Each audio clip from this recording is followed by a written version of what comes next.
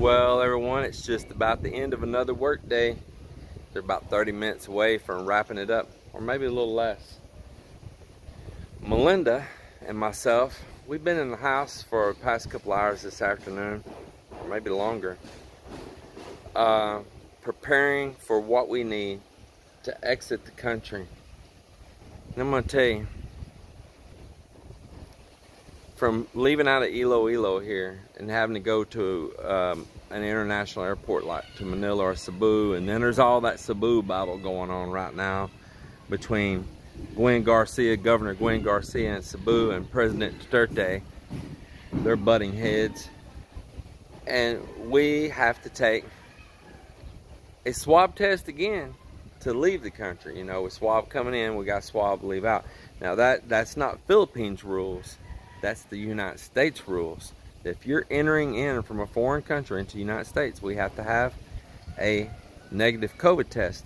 And these tests has to be within 3 days, 72 hours of your departure time. Well, being that we have another flight from Iloilo to Manila, that we've got that travel time and flight to deal with, and then the way the weekend lands and all that, it leaves us a small window of time to get that COVID test and it still be valid. And then trying to get this test. So it's only got to be from these certain places here in Iloilo. And well, Iloilo's underneath now a higher state of lockdown, and it put the hospitals underneath a higher state of lockdown. So we have to have a solid plan of action because our time is ticking in, and we cannot have no hiccups, none. It's just so stressful, it really is. And we were looking at the requirements to get from Manila back to Iloilo, and it's like it was when we arrived back in November. You've got to jump all kinds of hoops and very limited flights. It had loosened up just for a while we've been here, and now it's all back underneath tight constraints. Now this isn't just the only here thing, because I'm hearing it from people in other countries as well. In Australia I've talked to, and New Zealand, and many places that they are tightening it back up again. I just saw that Vietnam stopped a whole bunch of their domestic flights, and as well stopped the international incoming flights, because they did a pretty good job the first time holding it off, but apparently this time not. It's yeah, it's a pain in the butt. It is. But you know, while all this pain in the butt's been going on, I've built a big old house. Yeah, but we're stressed. Melinda, she was just frazzled with it. We've dialed the phone so many times. She's been reading. I've been reading. I've been making a checklist of all the things and dates and times that we've got to meet. We've got to load this Trays app again.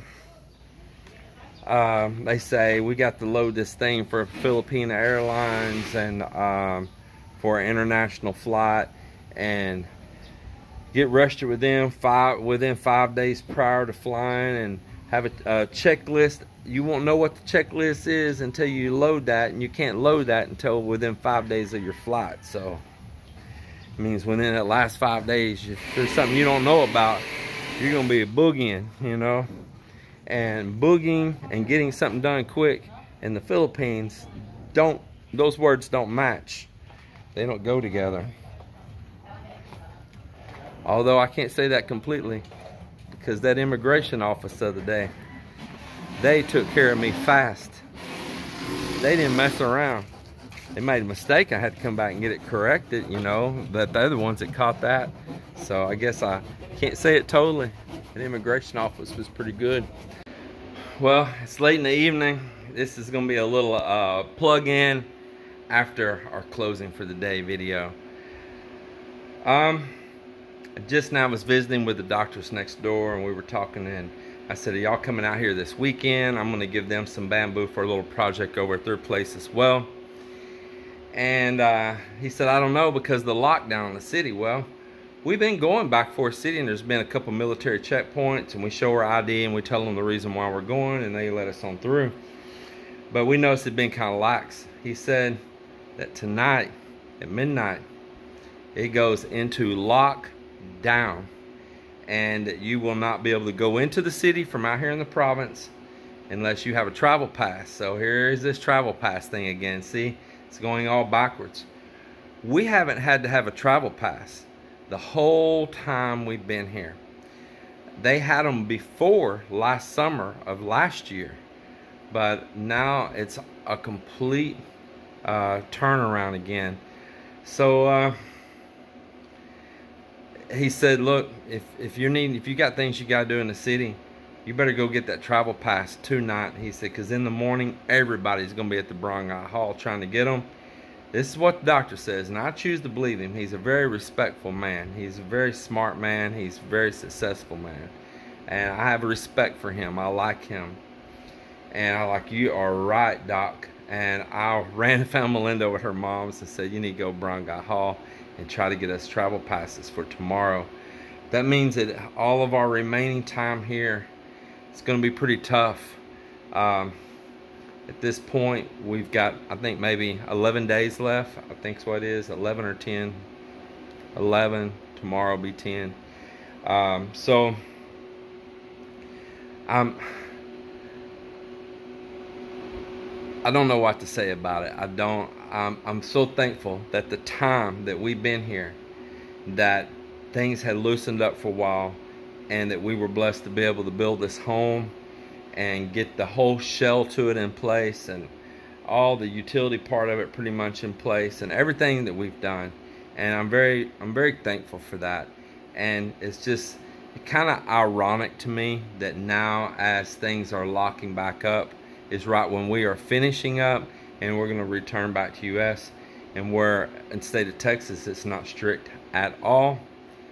And speaking of that, not strict, and the cases dropped. Removed the mask mandate orders, and it dropped. Removed that they can't force you in schools and other public places, and it dropped. And how do you explain that? So all I know is the numbers in the math in the state of Texas is like, they're in an oddity.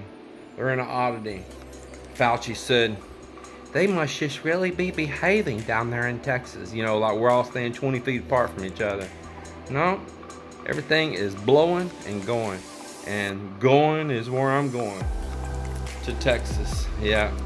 And I just wish them so much luck here to get this straightened out. And I really do. For whatever it is, I'm not mocking them here.